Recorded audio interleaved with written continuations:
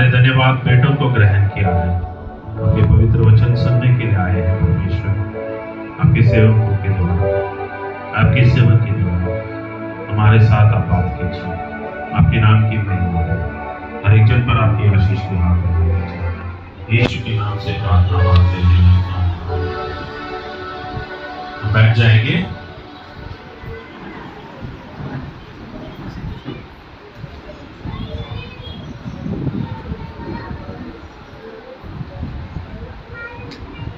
इस सप्ताह में किसी का जन्मदिन या तो शादी की सालगिरह है तो सामने आ सकते हैं। हम आपके लिए प्रार्थना करेंगे। अगस्त 3 तारीख से 9 तारीख के बीच में, अगस्त 3 तारीख से 9 तारीख के बीच में यदि किसी का जन्मदिन, शादी का सालगिरह है तो आप आगे आइए। आप आगे आ सकते हैं। हम आपके लिए प्रार्थना करेंगे।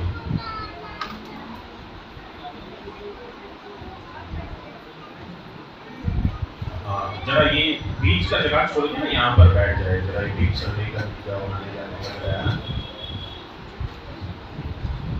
चलिए आइए हम प्रार्थना करेंगे इस हफ्ते में अपने जन्मदिन और शादी की सालगिरह मनाने वाले भाई बहनों के लिए। सर्वशक्तिमान परमेश्वर पिता, हम आपकी धन्यवाद और स्तुति करते हैं, आपके नाम की महिमा करते हैं। प्रभु जी, आप जीवित खुदावंत है जिन्होंने हमें बनाया है और आपने हमें रचा है और हर एक दिन हमें अगुवाई करते हैं, हमें संभालते हैं, हमारी ज़रूरतों को पूरा करते हैं। हम धन्यवाद के साथ प्रार्थना करते हैं उन भाई बहनों के लिए जो इस हफ्ते में अपने जन्मदिन और शादी की सालगिरह मना रहे हैं। हमारे परिवारों पर, हमारे कलीसियाओं पर, प्रभु जी हमारे दोस्तों पर, रिश्तेदारों पर, हर एक जन को याद करते, विशेषकर आपके सम्मुख पर प्रभु जी इस समय पर आए हुए हमारे पिताजी के लिए धन्यवाद करते हैं। उनके जीवन पर प्रभु जी आपने एक नया साल जोड़ कर दिया है, इसके लिए धन्यवाद करते हैं। अब तक आपने संभाले हैं, इस नए साल पर भी आपकी अनुग्रह, आपकी आशीर्वाद रहने दीजिए। उनके मन की योजनाओं को, इच्छाओं को पूरा कीजिए। दीर्घायु से कीजिए परमेश्वर की आशीर्वाद लगातार उनके जीवन पर, परिवार पर, हाथों के कामों पर, प्रभु जी उनकी सारी योजना पर रहकर आपकी महिमा के लिए लेकर कलीसिया होकर बधाई देते हैं। स्वर्ग के आशीषों से, आपके भंडारों से यीशु के नाम से आप प्रार्थना मांगते हैं, आमीन।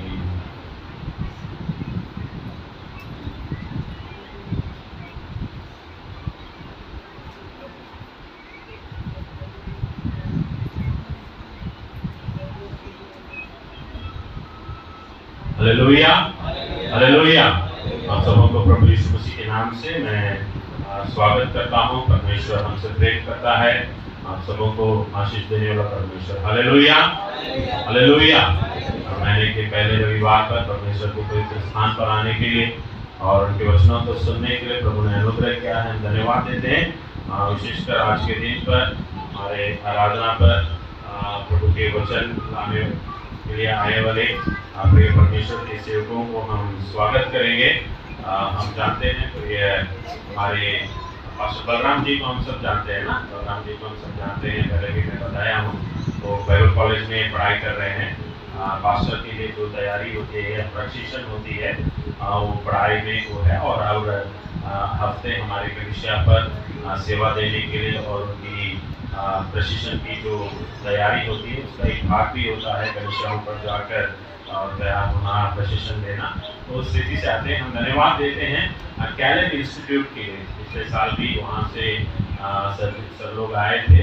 आज के दिन पर भी कैलेब इंस्टीट्यूट जहाँ से हमारे बलराम पास्टर जी पढ़ाई कर रहे हैं और बहुत से युवक भाई बहन प्रभु की सेवा के लिए अपने आप को तैयार करने वाले एक बहुत ही बढ़िया एक इंस्टीट्यूट है। हम धन्यवाद देते हैं उस जगह के लिए जो परमेश्वर हमारे शहर पर दिए हैं। उस इंस्टीट्यूट के प्रिंसिपल जी और जो वहाँ के डीन ऑफ प्रैक्टिकल मिनिस्ट्री है वो हमारे बीच में है। हम उन्हें कलीसिया की ओर से स्वागत करेंगे। सबसे पहले जो कैलेब इंस्टीट्यूट के प्रिंसिपल साहब है उन्हें हम स्वागत करेंगे। रेवरेंड डॉक्टर प्रवीण पॉल जी का हम स्वागत करेंगे कलीसिया की ओर से। एक छोटा तोहफा देकर हम उन्हें स्वागत करेंगे। तालियां बजाकर हम उन्हें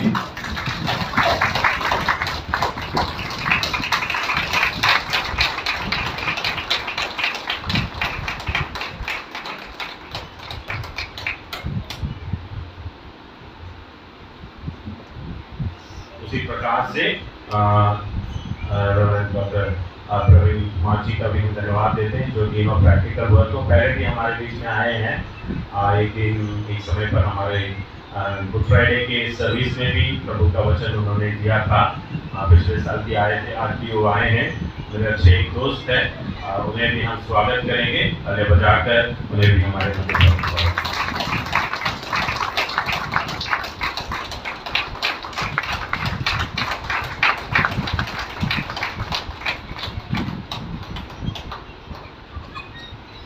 ज़्यादा समय लिए बिना हम प्रभु के वचन की ओर जाएंगे। हमारे बीच में कैलिब्री इंस्टीट्यूट के प्रिंसिपल साहब और डॉक्टर प्रवीण पॉल जी सामने आएंगे और प्रभु के वचन हमारे बीच में लेकर आएंगे।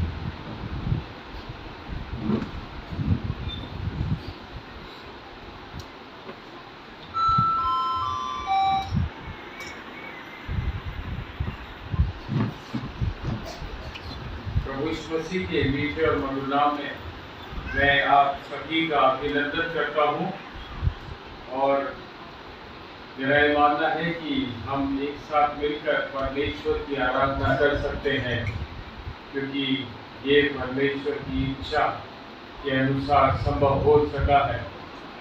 मैं परमेश्वर का धन्यवाद करता हूँ कि वो हमको इस जगह पर लेकर आए हैं और मैं पास्टर सैमुअल का भी बहुत धन्यवाद करता हूँ कि उन्होंने मुझे ऐसा मौका दिया कि मैं आपके बीच में आकर परमेश्वर के वचन में से बोल सकूं। परमेश्वर का वचन कहता है कि जब हम एक साथ मिलकर स्तुति करते हैं, इससे मधुर और कोई बात नहीं हो सकती है। तो हम परमेश्वर का धन्यवाद करते हैं उसकी उपस्थिति के लिए जो इस जगह पर मौजूद है, और परमेश्वर के संतों के लिए जो परमेश्वर की आराधना करने के लिए इस जगह पर एकत्रित हैं। परमेश्वर का धन्यवाद। आइए प्रार्थना करें। परमेश्वर, जब हम आपके वचन की ओर देखते हैं, आप हमसे बातचीत करें, हमारे मनों को टटोलें और होने दें। परमेश्वर, जब हम आपके वचन में से सुनते हैं, केवल सुने नहीं लेकिन आपके वचन के अनुसार हमारा जीवन बदलने पाए। आमीन। भजन संहिता 23 आज का पाठ हमारे लिए है। भजन संहिता 23, साम नंबर 23।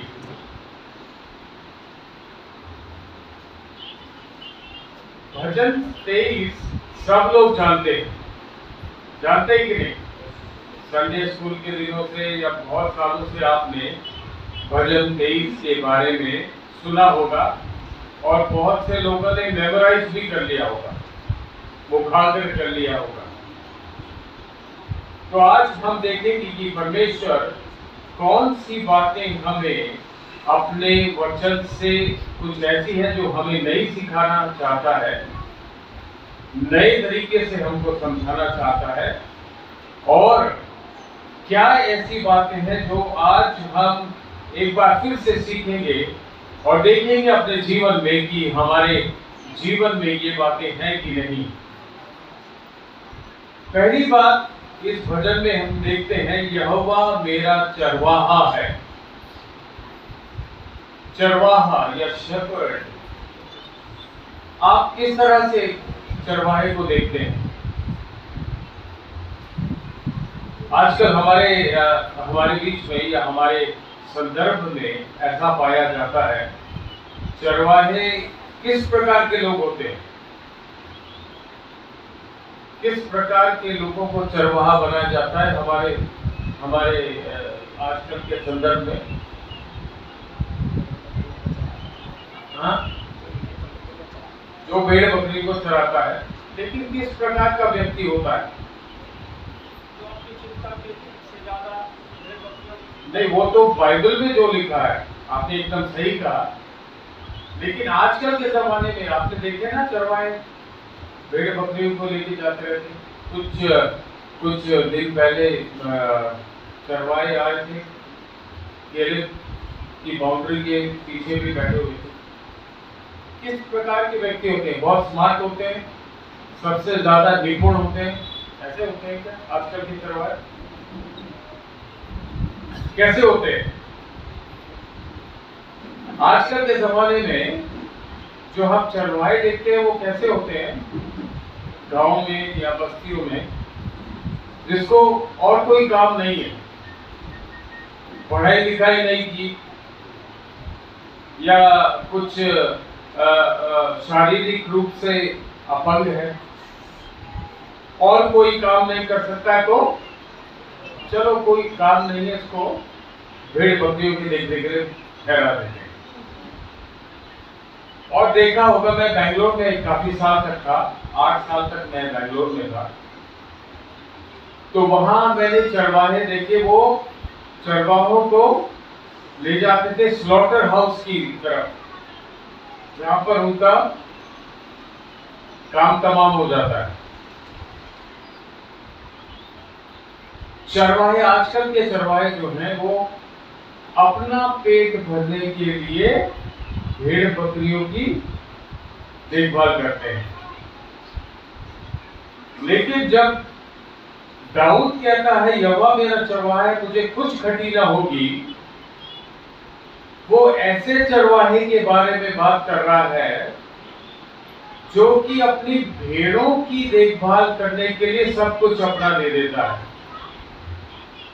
इज़राइल के संदर्भ में यदि हम देखें तो चरवाहा उसी को बनाया जाता था जो सबसे ज्यादा बुद्धिमान परिवार में हो, सबसे ज्यादा चौकन्ना रहने वाला, सबसे ज्यादा स्मार्ट आदमी, क्योंकि परिवार की जो व्यापारिक या जो आर्थिक अवस्था है उसका निर्भर होता था कि कितनी भेड़ें हैं।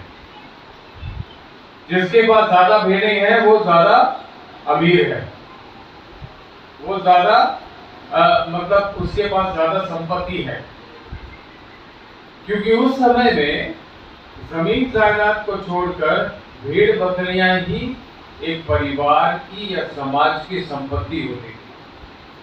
तो उसकी देखभाल करने के लिए सबसे बुद्धिमान, सबसे चतुर और सबसे चौकन्ने व्यक्ति को चरवाहा ठहराया गया।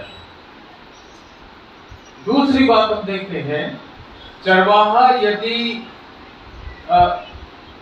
ठीक से देखभाल नहीं कर रहा है तो वो चरवाहा होने के लायक नहीं है। यदि कोई भेड़ या बकरी को कोई जंगली जानवर मार कर ले जाए तो ये चरवाहे का कर्तव्य था कि उसका कोई अंग या खून से लथपथ कोई कपड़ा या उसकी थोड़ी सी खाल लाकर मालिक को दिखाए कि मैंने पूरा यत्न किया लेकिन मैं इसको बचा नहीं सका। ऐसा नहीं कि वो चला गया, मार दिया, मेरे को कुछ लेना देना नहीं है। The shepherd was responsible to save the life of the sheep even though he died. अपनी जान पर खेलकर उसका ये कर्तव्य होता था कि भेड़ और बकरियों की रखवाली करे। ऐसा चरवाहा जब हम नए नियम में भी देखते हैं तो चरवाहे रात में भेड़ों की रखवाली कर रहे थे। क्यों कर रहे थे रात में? रात में तो भेड़ खाएगी नहीं घास, अंधेरा है, ठंड है, जंगली जानवरों का खतरा है। तो इस प्रकार की रीति थी, यदि भेड़ें जंगल में हैं और वापस नहीं आ सकती हैं घर में, तो ये चरवाहे का कर्तव्य था कि भेड़ों के साथ जंगल में ही सोए। ऐसा नहीं कि उनको वहीं पर छोड़कर अपने आराम से घर पे आकर सो जाए। तो जब हम इस प्रकार की छवि, इस प्रकार की जिम्मेदारी एक चरवाही की देखते हैं, तब हमें मालूम चलता है क्यों दाऊद कहता है कि यहोवा मेरा चरवाहा है,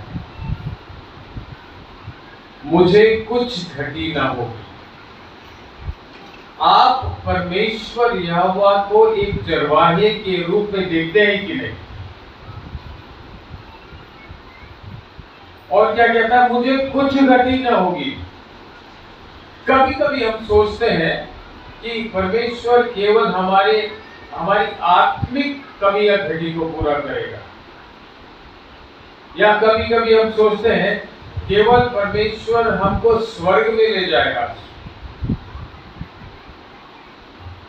लेकिन हमें मालूम होना चाहिए कि यदि हम परमेश्वर की भेड़ें हैं तो हमें किसी भी प्रकार की घटी नहीं होगी। हालेलुया।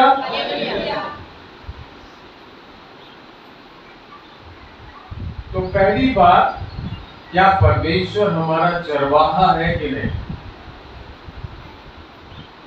दूसरी बात, क्या हम भेड़े हैं कि नहीं?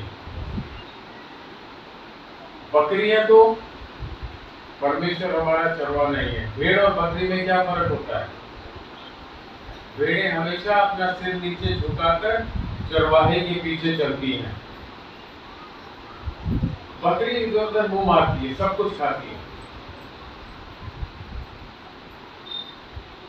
और जब हम पुराने नियम के चरवाहे की बात करते हैं तो चरवाहा जो आजकल के जमाने में हम देखते हैं वो पीछे से डंडा लेकर आए बाएं मारते हुए उसको ढकेलता है भेड़ों को।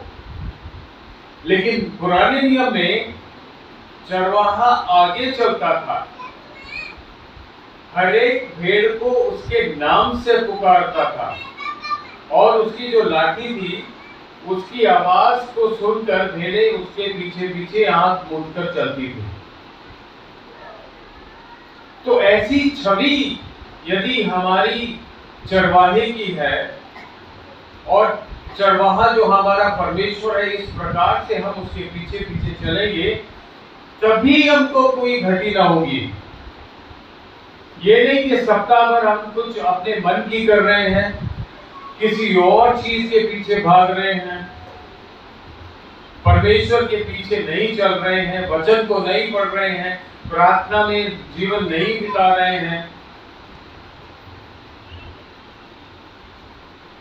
तो हम परमेश्वर जो कि हमारा चरवाहा है उसके पीछे नहीं चल रहे हैं। और यदि हम परमेश्वर के पीछे चलते रहेंगे तो हमें किसी न सुरक्षा की घटी होगी, न नींद की कमी होगी, न किसी और बात की, न किसी धन संपत्ति की घटी होगी, किसी भी बात की घटी नहीं होगी, न योग्यता की कमी होगी, न किसी पढ़ाई लिखाई की कमी होगी, क्योंकि हम परमेश्वर के पीछे चल रहे। तो आप अपने जीवन में अपने आप से पूछे, पहला तो क्या मैं भेड़ हूं या बकरी हूं?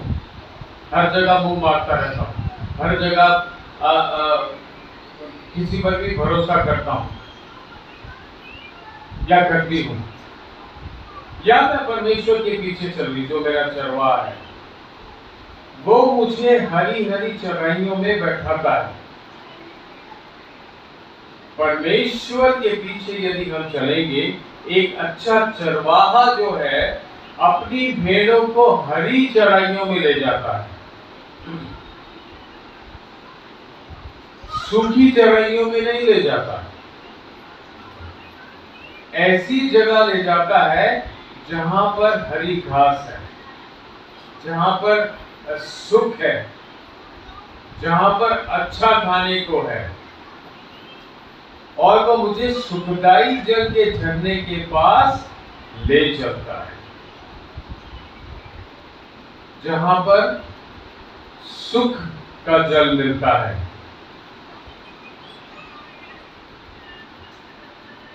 आप यदि परमेश्वर के पीछे चलेंगे, परमेश्वर की आज्ञाओं को मानेंगे और अपना पूरा विश्वास और भरोसा परमेश्वर पर रखेंगे, तो आप सुखदाई जल के झरने के पास बैठे रहेंगे। अब इसका ये मतलब नहीं है कि आपके जीवन में कोई भी दुख या परेशानी नहीं होगी। परेशानी और दुख के बावजूद भी आपको सुख का अनुभव होगा, आपको चैन की नींद आएगी।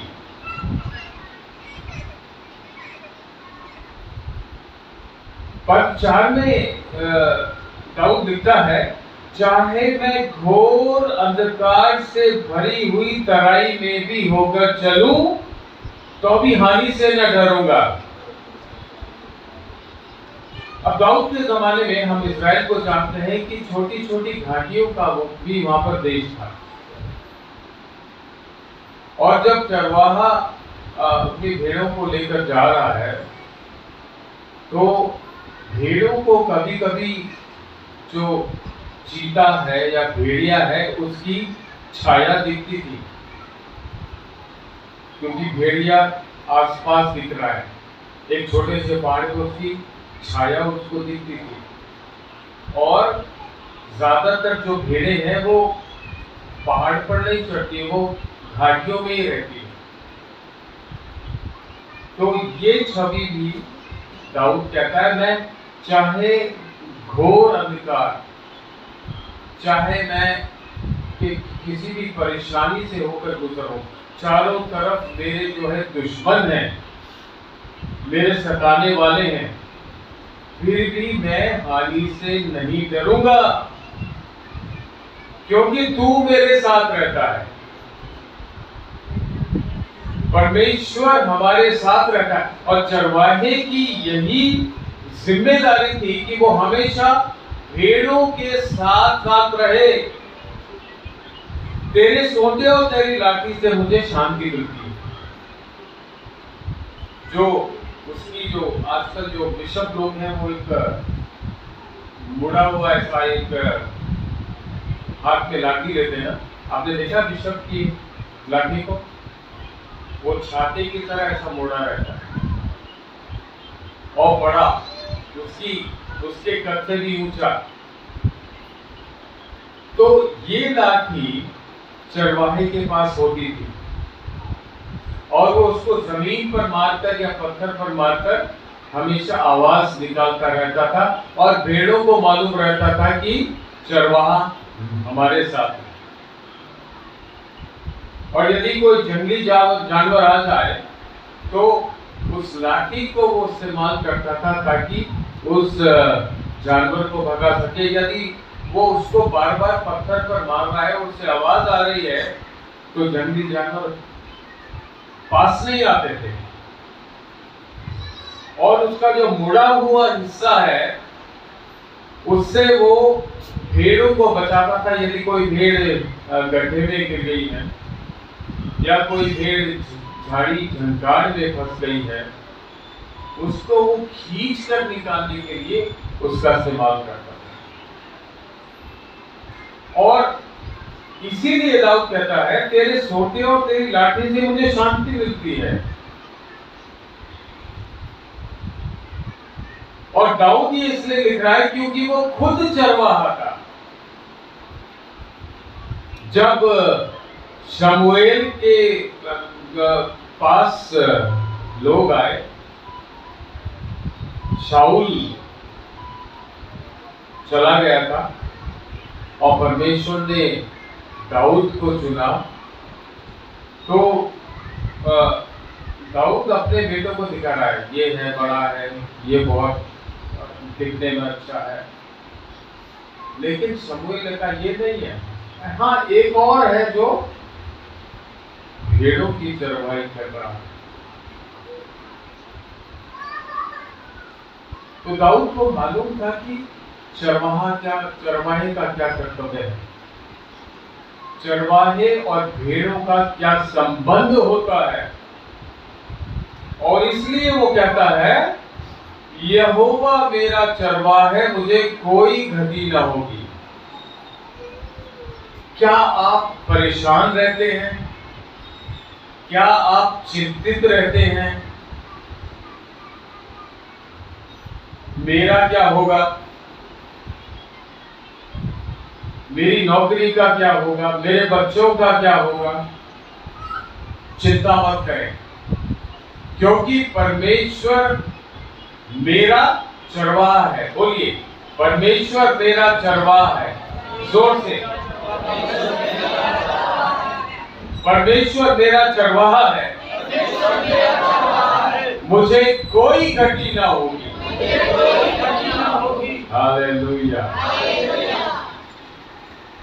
खुश रहें। मैं ये नहीं कह रहा हूं कि मैं चिंता नहीं करता, कभी कभी करता हूं, लेकिन फिर परमेश्वर का आत्मा मुझे कहता है, यहोवा तेरा चरवाहा है, तुझे कोई घटी न हो। एक मैंने गाना लिखा था कई साल पहले, जब मैं बैंगलोर में पीएचडी कर रहा था।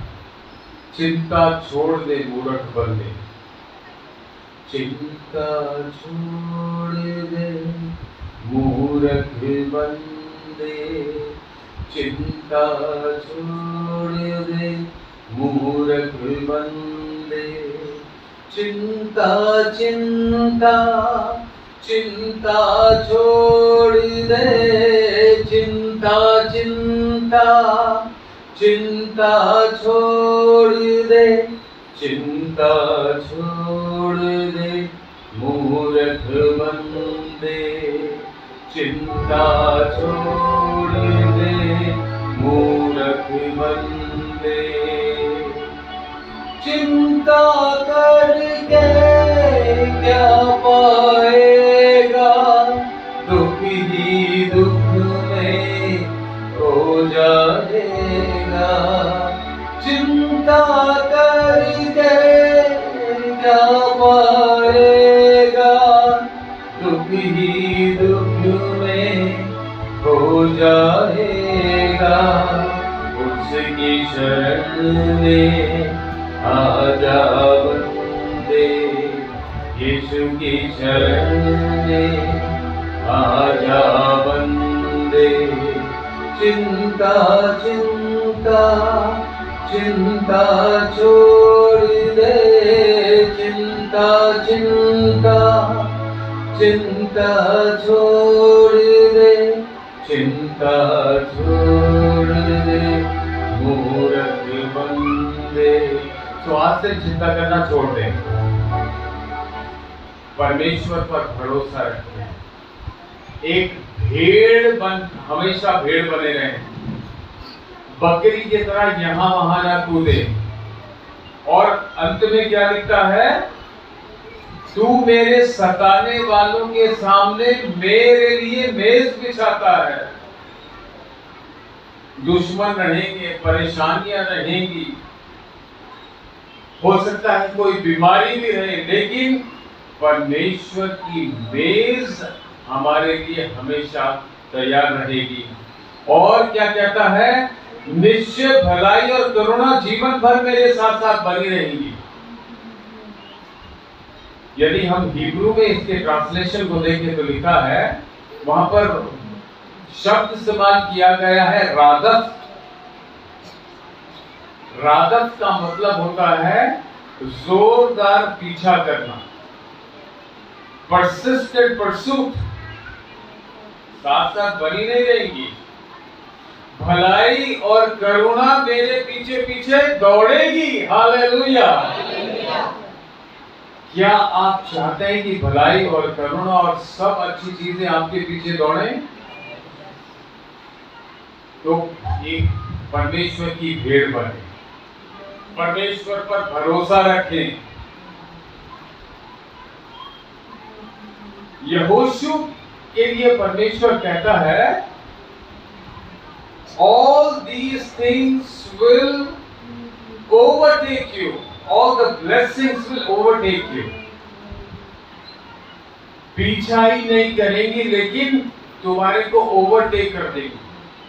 आप गाड़ी चलाते हैं ना, मोटर बाइक, यदि कोई ओवरटेक कर ले तो अच्छा नहीं लगता, लेकिन भलाई और करुणा और अच्छी बातें यदि ओवरटेक करें तो बहुत अच्छा है।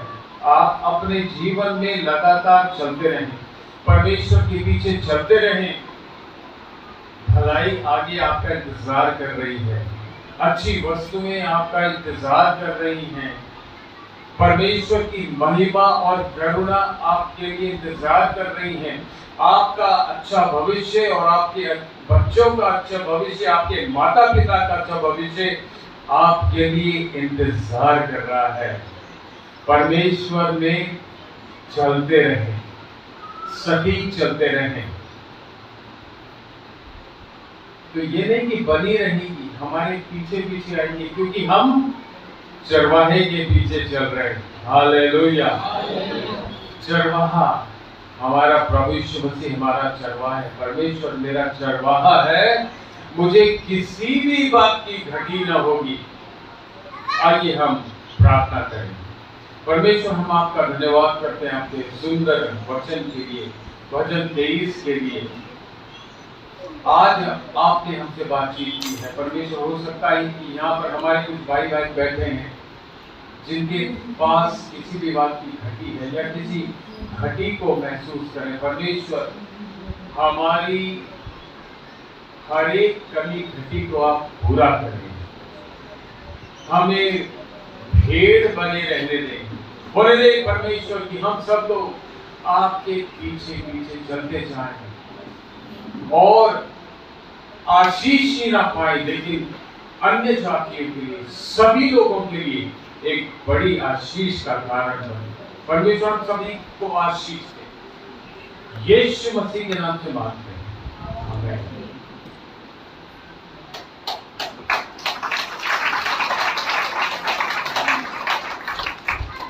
Hallelujah, hallelujah. धन्यवाद देते हैं